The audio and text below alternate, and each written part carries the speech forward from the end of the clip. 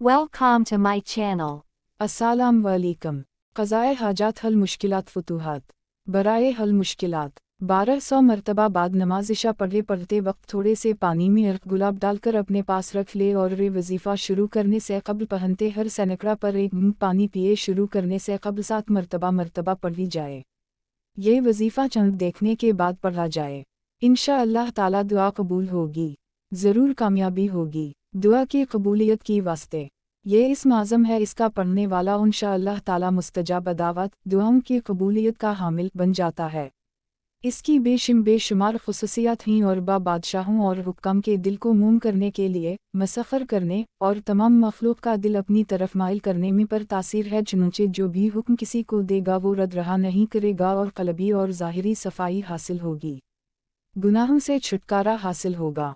इसके पढ़ने से जुमला मखलूक़ात जिन वाओ अनस वहुश वाओ तैयार मसखर होंगे।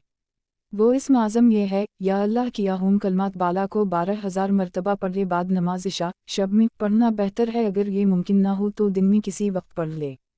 हल अलिफ मुश्किलात के लिए मुजर्रब अमल है। 2 रकत नमाज नफल पढ़े, जो सूरत चाहे पढ़े सजदा में 40 मरतबा पढ़े बाद सलाम के दुआ मान गए। इंशाअल्लाह ताला मुश्किल हल होगी और मकसद में कामयाबी हासिल होगी। हर गम व फ़िक्र से निजात का अमल जो शख्स आयत करीमा कसरत से पढ़ेगा, इंशाअल्लाह ताला इसका गम दूर होगा और जो शख्स उसे देखेगा